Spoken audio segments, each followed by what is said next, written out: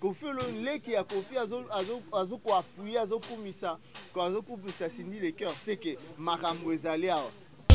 Abonnez-vous. Preuve en est Kofi Olomide aleka aloba yango sur la télévision aloba non. Vous ne pouvez pas kozala kofinga mwana kofinga Didiston pona nga. Koleka entre Kofi Olomide na mwana na ye. Bokoki kofinga mwana na ye te pona. C'est impossible. Famille leki ya Kofi na Cindy Lecoeur. Bako sa vidéo Cindy azo préparé.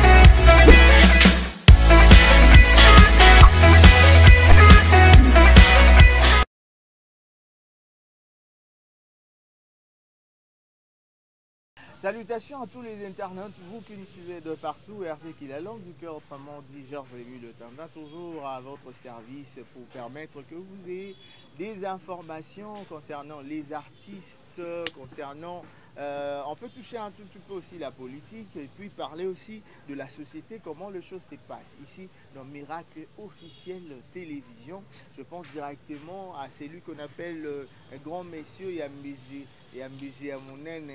Il y a bien, il y a Kafou, il s'appelle comme ça Didier Kisanga Mobile et Pembe Otali Mobile Okumisi Nzambo Lobi Nzambe merci pour Anino Sai Mobile Kitoko Boy et puis Olobi Satana eu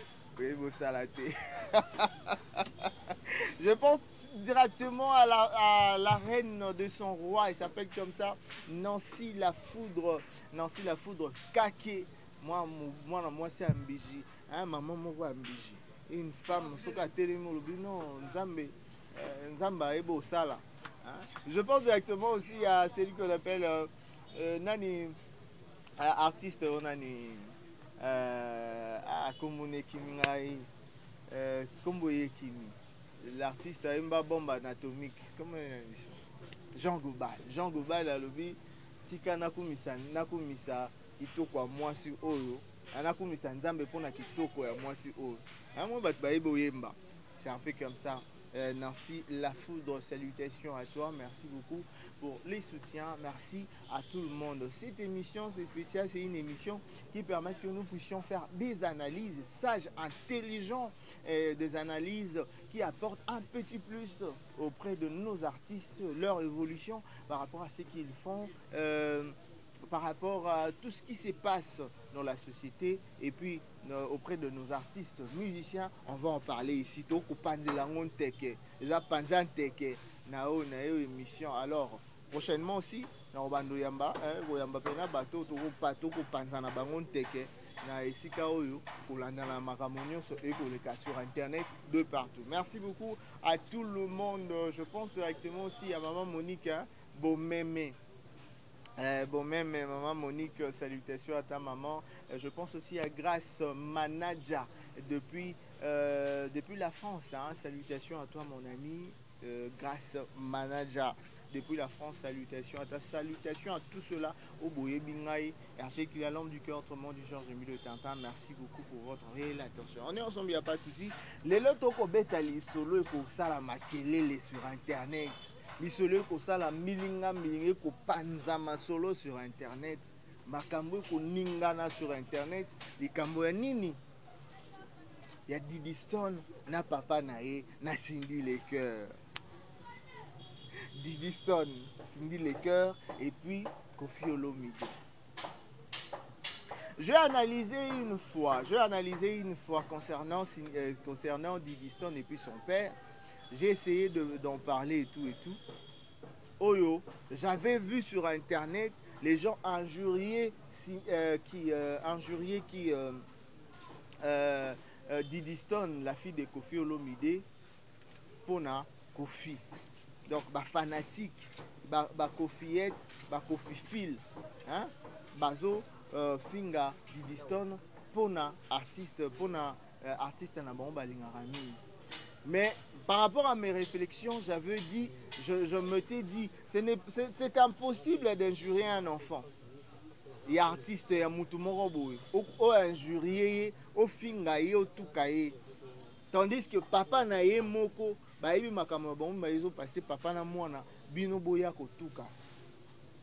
Et ça qui, moi, je n'avais pas apprécié cela. Je n'avais pas aimé.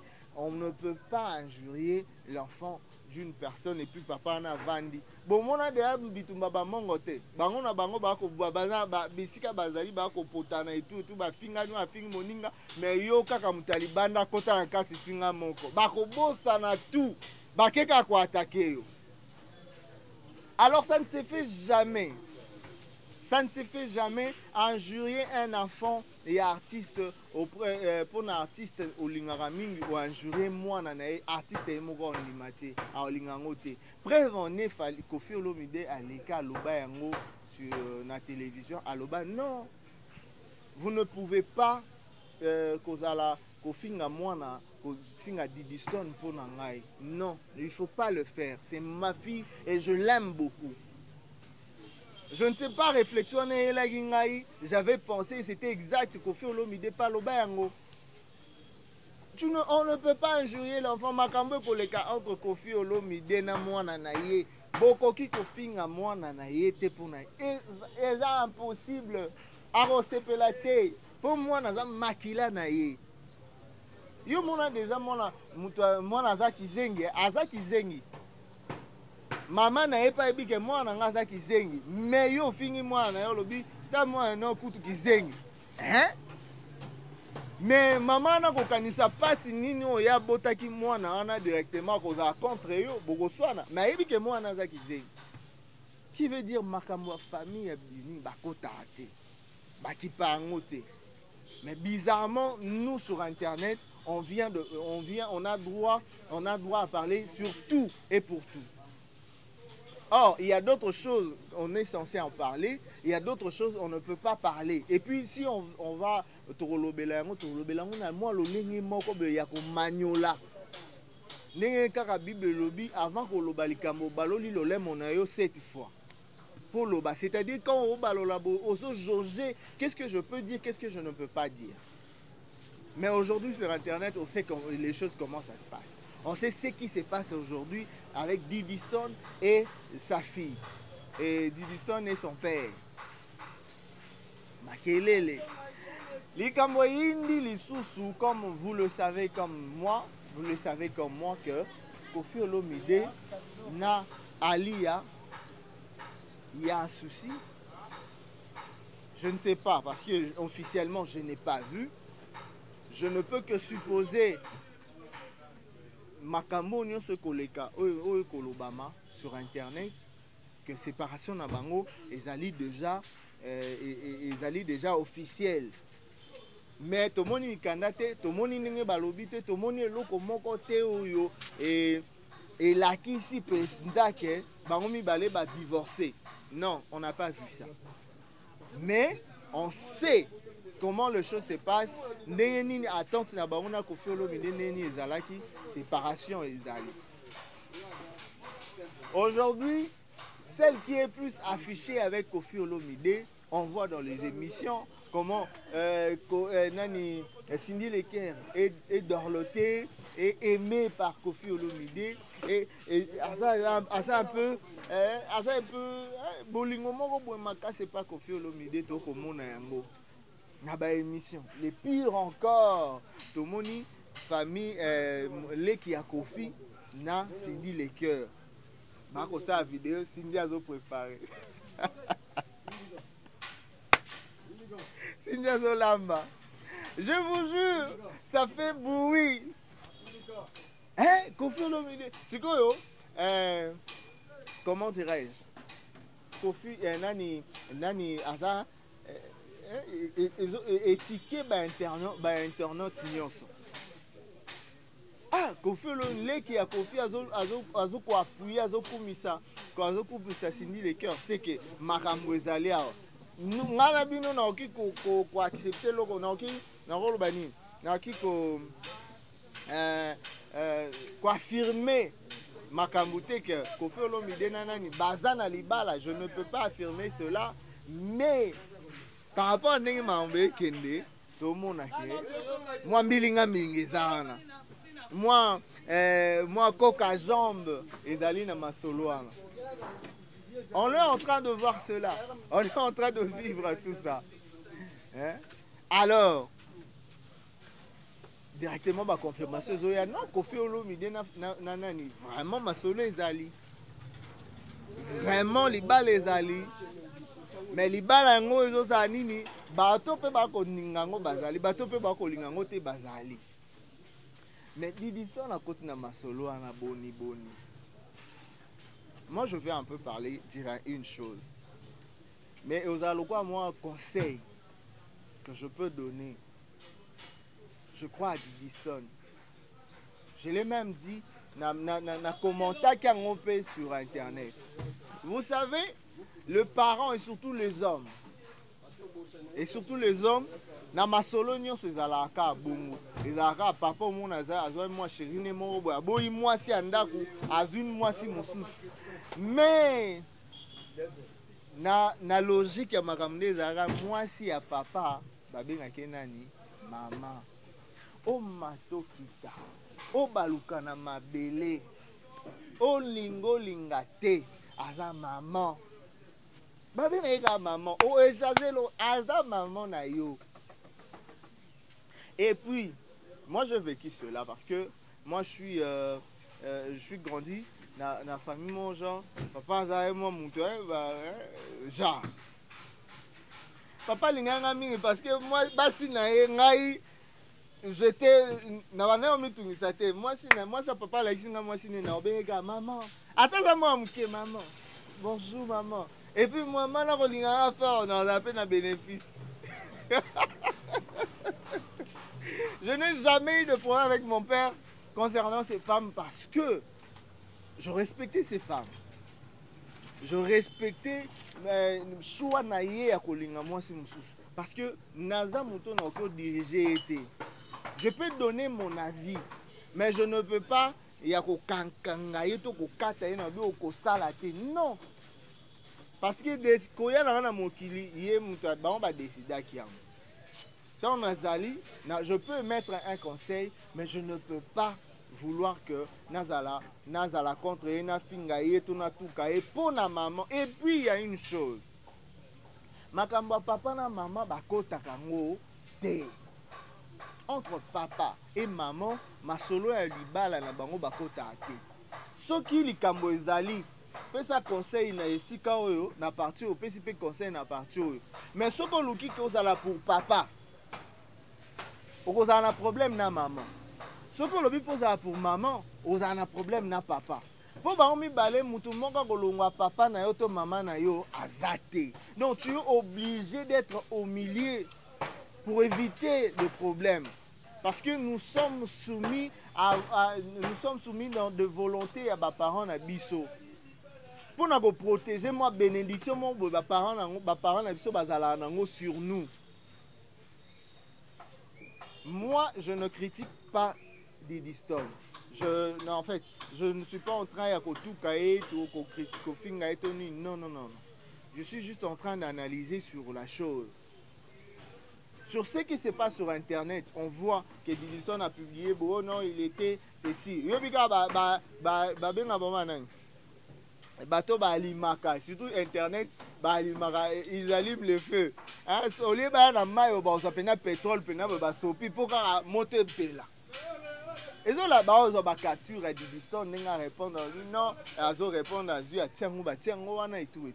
Mais moi, comme s'il faut dire quelque chose à Didi Stone, c'est se taire, c'est s'éloigner dans makambo où il y a entre son père et puis sa mère. Parce que papa n'a pas lingi toi moi si comme on est en train de voir, si c'est le cas, tu ne vas pas changer le choix de ton père. Ça va rester comme ça.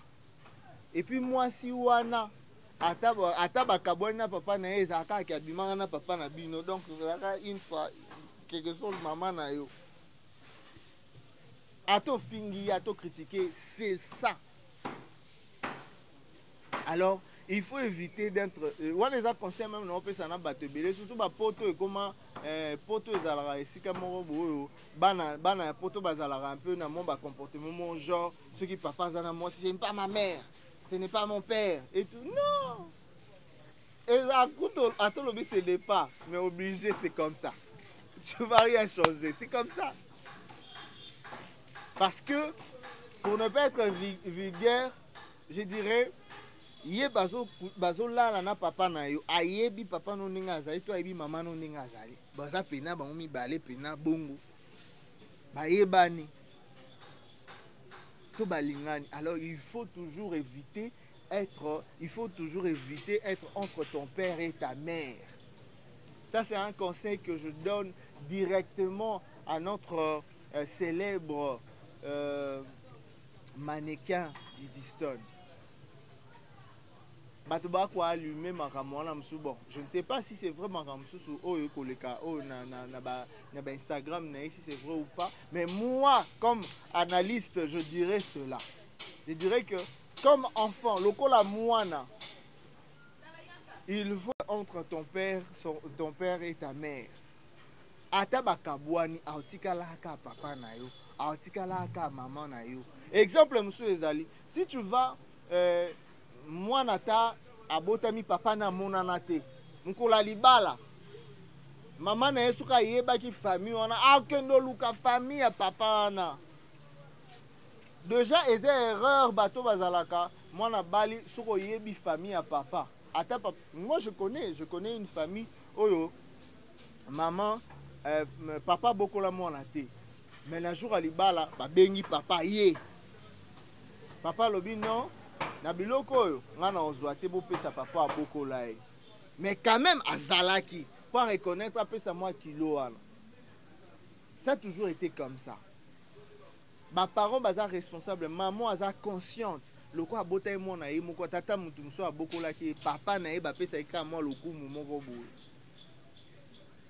po yende mutu asalaki makambo wana nyonso ezala pose à la existence. Alors les enfants doivent être loin na makambo ata papa osa mabe ata maman osa mabe boluka que bo solola na papa boluka bo éviter bozala kati ya makambo na bango mibale.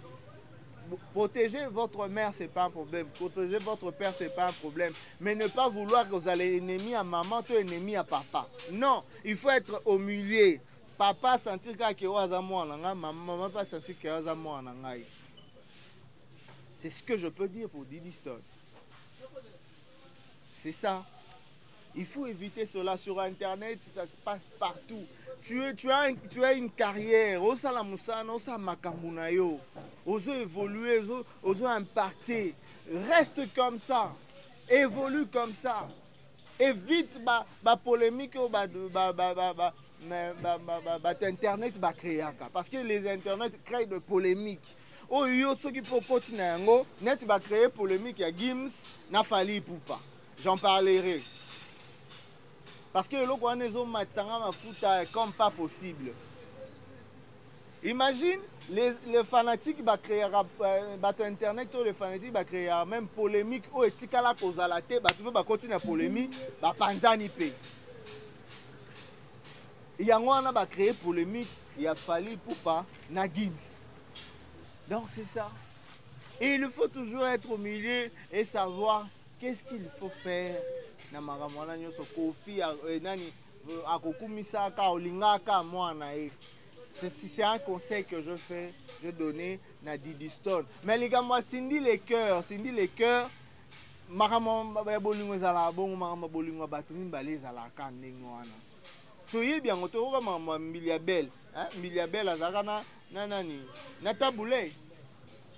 Eza bablo moko eza normal. Eza bablo moko eza il faut zaka karma pas.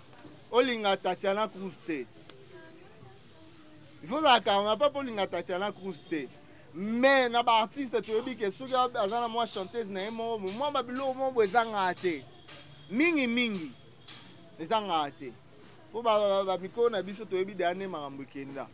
Alors, c'est un conseil. Cindy les cœurs nani ne rozala ka ndenge wana.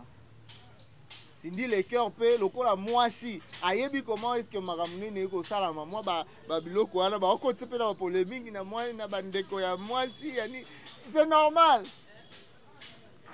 Pour bandeko oyebi jamais en aucun jour ndeko mobali ninga za boye à côté là mwasi ya papa na ye ata bobota 10 enfants ata bobota 10 soki ka bakabwani ka minga mingekoti bazaka mpona ndeko na bango bazaka mpona ndeko na bango bakumisaka ndeko na bango. C'est ce qui se passe. Vraiment, il y a beaucoup à dire par rapport à ces sujets.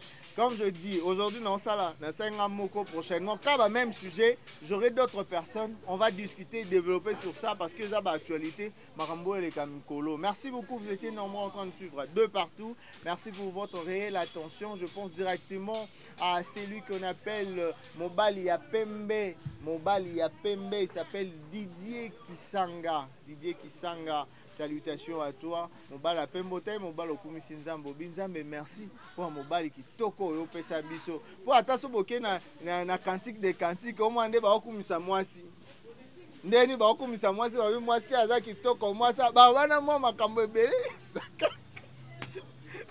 Kokumisa mwasi to okumisa mwasi okumisa Mobali eza lisumu te. Je pense directement à la foudre Kaki Nancy. Nancy la foudre Kake, moi c'est Ambiji. Oui, la reine de son roi. C'est comme ça, la reine de son roi. Salutations à toi, merci beaucoup. Joe Bikoro. Joe Bikoko. Joe Bikoko, depuis Londres. Salutations à Tata Namikoro Nabosani, Joe Bikoko. Depuis Londres, salutations à toi, Joby Coco, depuis Londres. Salut, merci beaucoup.